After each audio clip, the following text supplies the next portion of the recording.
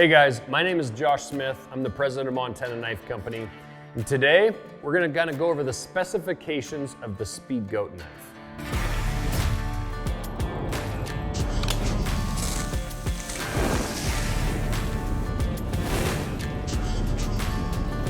So the Speedgoat knife is our lightest knife in our lineup of our larger fixed blades. It's a little baby brother. The Mini Goat is a little bit lighter, but this is a knife that I still consider a big game hunting knife. So this knife only weighs 1.5 ounces.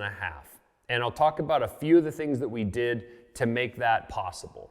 This blade's only 100 thousandths thick at the spine, and that comes all the way down to 10 thousandths thick at the edge, which means there's just not a heck of a lot of steel there. To even take more steel away, we skeletonized the tang of the knife to take out unneeded weight inside the handle that serves no function other than just is heavy. Paracord is naturally lightweight, and so by wrapping paracord on an already light blade, you get an overall lightweight package. But do we sacrifice strength and durability for weight? And really, for what this knife is, I say no. I personally broke down a couple elk this fall with it, all the way through, cutting through the backbone, through the joints in the backbone, I should say. Obviously, you're not chopping through bone with this knife. Took the legs apart, quartered it out, and we packed it out. So this is a knife that you can still use on big game animals. The 52-100 ball bearing steel is known for being incredibly tough. It's wear resistant and it's tough. So that leaves you the ability to make a thin blade and still put up to some abuse. 52-100, as I said, is wear resistant, right? That's what ball bearings do in industry. They're made to resist wear. What do you want the edge of your knife to do? You want it to resist wear. So 52-100 is a phenomenal steel. It's very popular with knife makers. It takes a very good edge. It's easy to resharpen. It's a steel that I really have enjoyed in my custom knife making career, and now we're offering it to you guys more on a production level. The blade on this knife is 3 3/4 inches long, and that's from the front of where this paracord stops to the tip of the blade. And then overall, we're at 7 3/4 inches, kind of at the start of this knot. It's hard to actually include the knot in that blade length. We got about a 6 or so inch tail on here.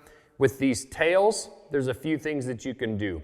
You can cut these off and just get rid of a tiny bit more weight and just not have them flopping around.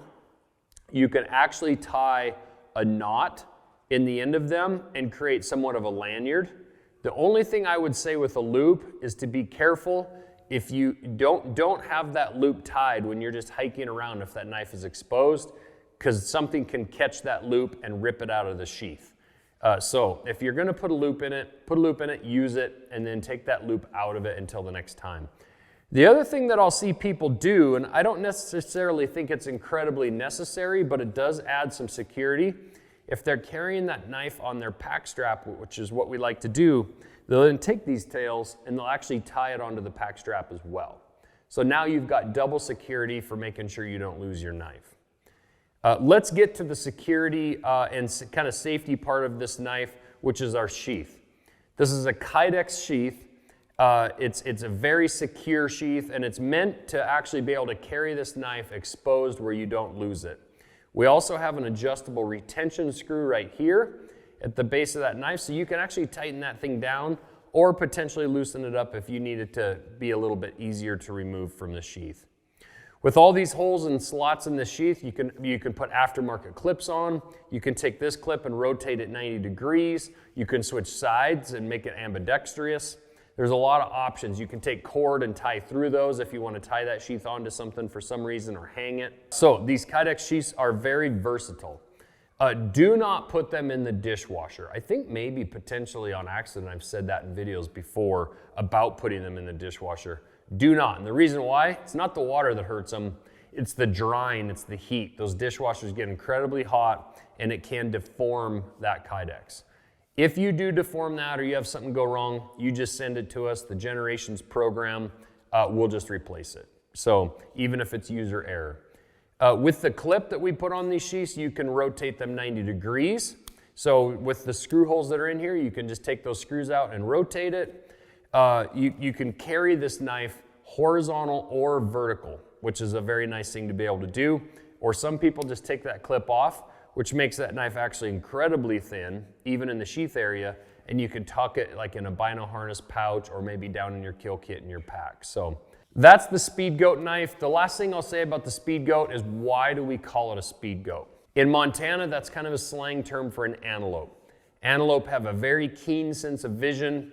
They're incredibly fast. They're kind of a lightweight animal. They're agile on their feet. This knife has a keen, sharp edge. It's incredibly agile, lightweight knife that you can get inside the cavity of an animal, take care of that whole thing, and you're gonna barely know you're carrying it around. So that's the Speedgoat. We're coming back in stock full time on our website. We hope to have them there the whole rest of the year from here on.